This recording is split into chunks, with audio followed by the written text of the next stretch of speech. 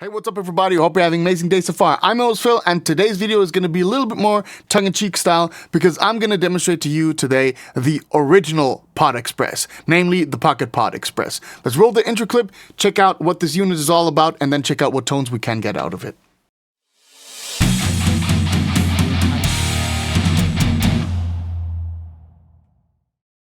Boy, oh boy, oh boy, there are certainly some pieces of equipment which bring you down memory lane and on a full-scale nostalgia trip, and this over here is one of those for me personally. I just stumbled upon this when cleaning up some boxes over here in my home studio setup. This over here, ladies and gentlemen, is the Pocket Pod Express. Now, not sure how familiar you are with Line 6 product history. I'm not super familiar, but what I know is back then, when I started playing guitar in 2005, Line 6 was all about the pod. The pod was basically the most sought after modeling thing there was on the market. It had all the real tones, whatever that means, and yeah, it was the absolute craze in the market.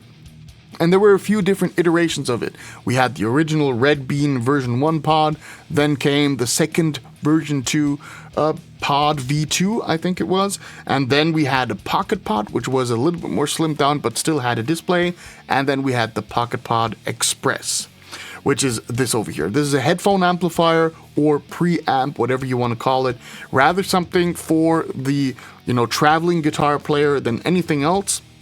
Has a few core functionalities of the pod, not that much, but still quite cool in its design. And, the tones are not that good. We're going to hear that in a moment, but I think one thing which we can learn out of it is that intuitive design is sometimes a cool thing, and limitations can really, be embraced in order to get some creative results out of it and some cool tones. And also another thing, which is the main reason why I wanted to review this thing over here on the channel. Of course, doing a review of such an outdated product is kind of obnoxious and not needed and unnecessary, but I just want to show in what great, fantastic times we live as guitar players nowadays, that we have affordable stuff which sounds amazing. This unit back in the day cost round about 95 to 100 euros, and if you take the inflation into account which has taken place since 2009 up until today, that turns out to be round about 150 euros worth of money, which is a pretty sad thing, to be honest. However, nonetheless, if you just add to these 150 euros, 16 euros, you can get something which is the Boss Katana Mini X, which is a 10-watt combo amplifier, which has all the modeling features which you ever wanted in such a unit. It is battery powered indeed, so you can play up to 10 hours wherever you are. Something like the Boss Katana Mini X is infinitely superior to this small little unit over here. And even if we're looking into other forays, mainly applications which you can run on your smartphone or plugins which you can run on your PC, then also, using something like GigFast Lite, where you can load NAM models or the Tonix application, and using that together with an IK Multimedia iRig, where you can just plug in your guitar, or use a normal regular audio interface on your PC and then use the Neural Amp Modeler plugin, just loading up your amplifiers and your impulse responses, you get infinitely better tones than you can get out of here. So even in that market, this is pretty much outdated, and this development was already on its path back then when this was released. So I wouldn't say that this was a stillborn in that regard, but it kind of very quickly lost my excitement, at least. And that is exactly why all of the boomers out there, me included, are referring to younger guitar players and saying, hey man, you are living in the golden ages as a guitar player. So that's exactly that. Without further ado, let's actually check the unit out. We're first going to check out all of the controls, and then we're going to check out the tones. Let's check out the rear panel, which I am shown over here. We got the 9-volt inlet right beside the guitar speaker input. Right there we got the MP3 CD in. So back then we had portable CD players or small MP3 players. We didn't listen to music on the smartphones because nobody had smartphones basically back then. It was a very new invention back then. Then we got the output to the amplifier and headphone output. So this is very clean, very sleek. Over here you got the battery compartment where you can open this up, like that. And then you can put in your batteries. 4 AA batteries are providing enough power for this to run, but I'm going to run this through the 9-volt power supply at all times, and I'm now going to build up everything up. Then we're going to look at the unit from above, look at the controls, and check out what it sounds like. I got now everything set up over here. The Pocket Pod Express is shown on the screen. You can see me in the corner with my Solar 2.6 ALN guitar, which is loaded with the Black Heaven set by Lundgren pickups. Amazing pickups, I have to say. Made a video on that on the channel. Check it out if you want to. So, as you can see over here, the controls are fairly simple. We got 3 main knobs which can change things in regard of the modeling technology, and 1 master volume which is pretty much cranked up into the interface so that we get enough volume over here. We got 5 different amp models, ranging from an absolute clean tone to twang, which is a little bit more of a bluesy Fender stuff, crunch, which is a Vox AC30, rock is a JCM 800, and metal is a Mesa Boogie dual rectifier from what I know and remember and read online. We got a chorus, tremolo, and flange on the modulation knob, as I would call it, and then on the time-based knob we got delay, spring, and hall. With the delay we got a tap tempo over here, which is pretty cool. If you hold that button, you get to the tuner mode, which is the most atrocious tuner which I have ever used in my entire life. I am not gonna show that because I hate this feature so much. It really, really, really does not work. And yeah, however, let's go into some of the tones over here. This is currently set to the neck pickup, and I'm not gonna fully engage the tone knob. I'm going to take a little bit off, so I'm notching off an edge of the treble because this clean preset needs that. However, it doesn't sound that bad at all. So first, everything disengaged basically.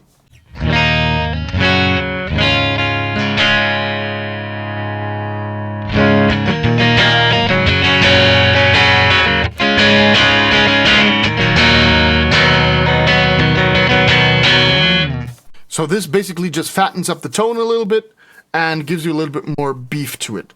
So what I'm going to do is I'm going to add some effects, mainly some chorus and some delay.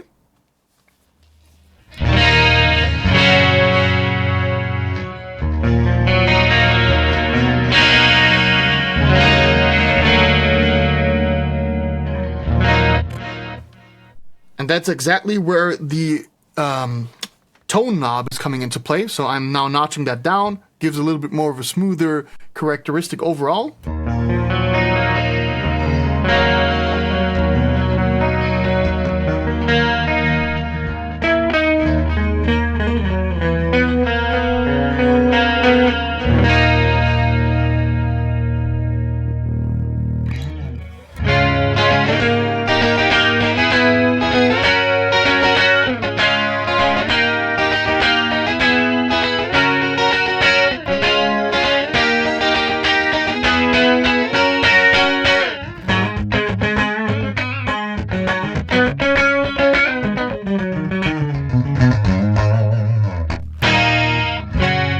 Extra points if you know what song that riff is from.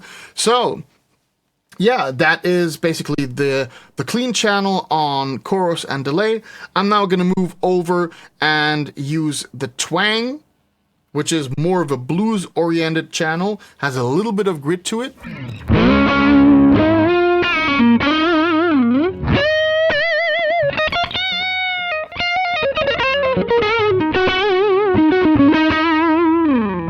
Let's use this together with the tremolo and the spring, which is a combination which works very well in my opinion. So the spring is like this slapback echo thing. And then together with the tremolo, this works pretty well. Gonna go on a different position on my guitar.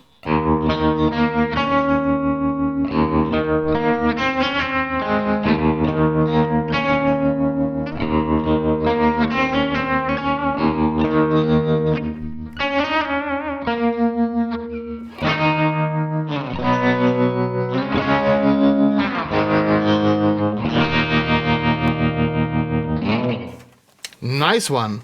Okay, let's move over to the flanger, just that we kind of explore what the flanger is doing on its own, together with a more clean sound.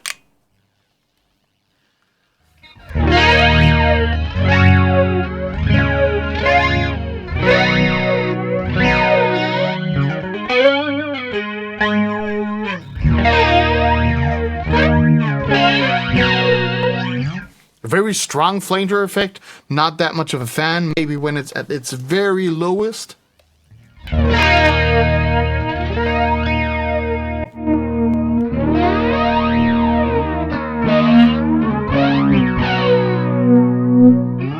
I mean, after y'all, you can get some spacey stuff out of it. Let's go over to the crunch, which is a Vox AC30.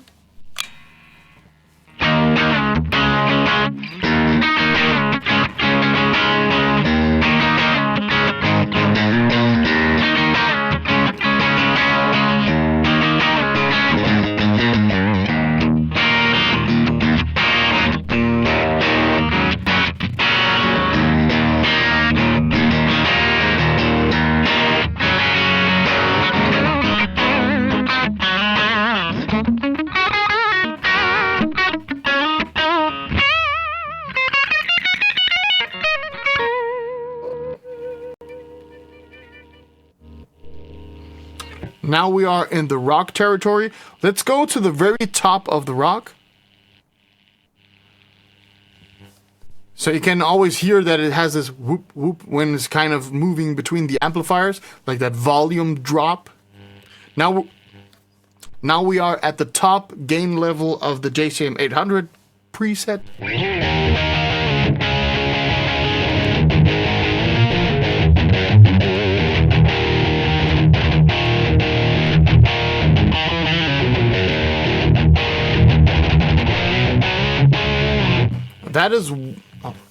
That is way more my jam. However, I would go ahead now and spice it up with a little bit of flanger and some Hall over here for some, like early 80s Judas Priest style stuff.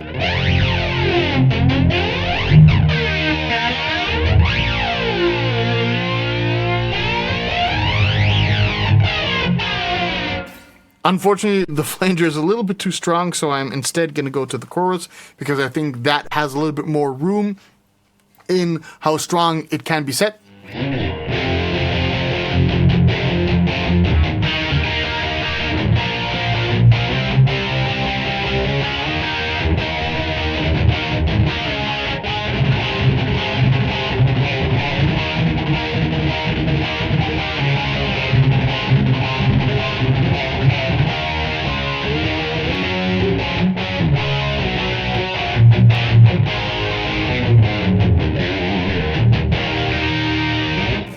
And next up, then we got the metal preset, the metal. So let's go ahead and take all of the modulations out. Let's roll that metal preset to all of its gain, crank that up, and see what we got.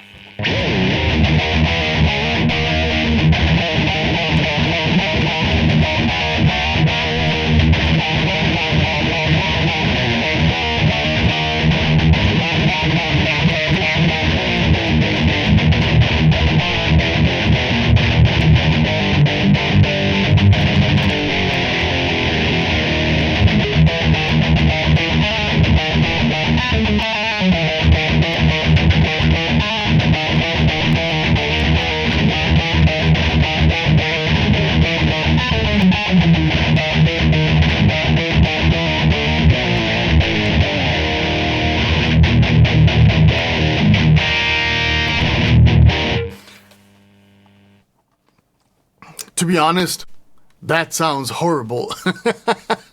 I mean, the tone works in itself. You can play a little bit along, and I think with headphones, this would have been an amazing thing if we would have a, like 2005 or something when I just started out playing guitar. But even back in 2008, 2009, that left a lot to be desired for. And, it's paling against today's tones which we're getting out. So, as a matter of fact, I prepared something over here which I'm going to show you now. So you now heard how the Pod Express sounds in a metal context. I'll give you that tone again, so just that you are reminded. Afterwards, what I'm going to do is I'm going to unplug myself from the Pod Express, going to plug myself into the interface straight and run a neural amp modeler profile, which is basically 100% free. So let me just grab my impulse response over here in the neural amp modeler setup. Yeah, and I'm gonna just play through that, and then you're gonna instantly hear how far we have come when it comes to guitar tones, which are easy and affordable to get. Okay, again, the full metal blast of the Pocket Pod Express.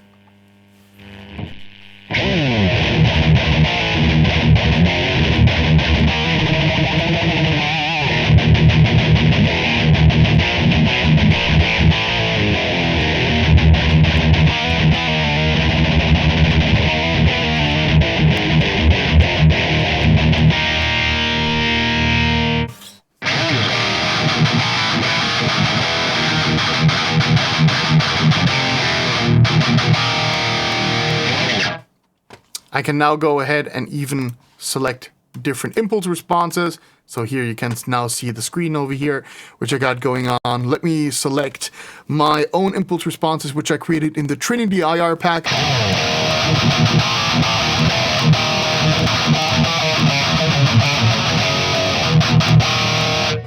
I got all the EQ possibilities, can bump a little bit around.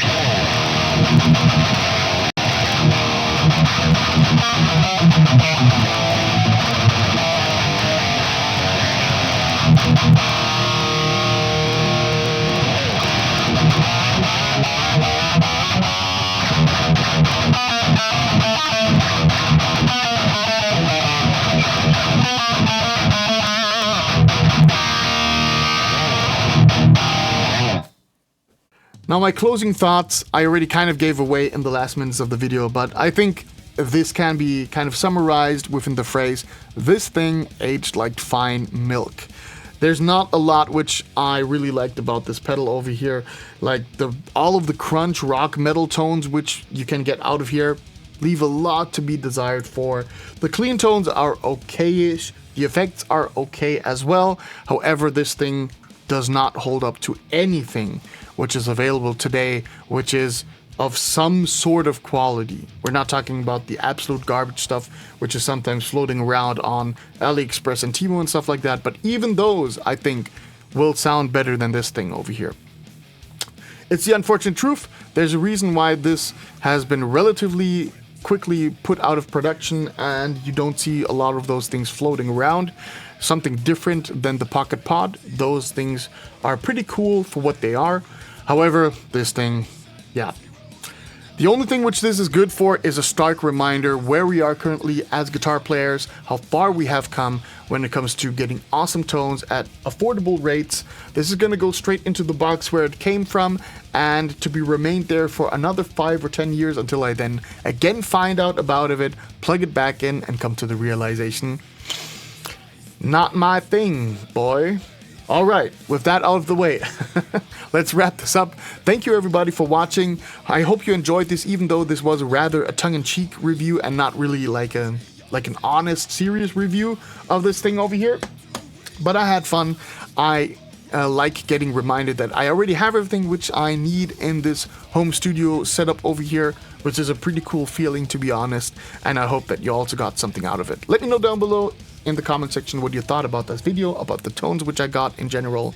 And yeah, hope to see you in the next video. Subscribe if you enjoyed what you were watching, and see you in the next video. Until then, keep it metal.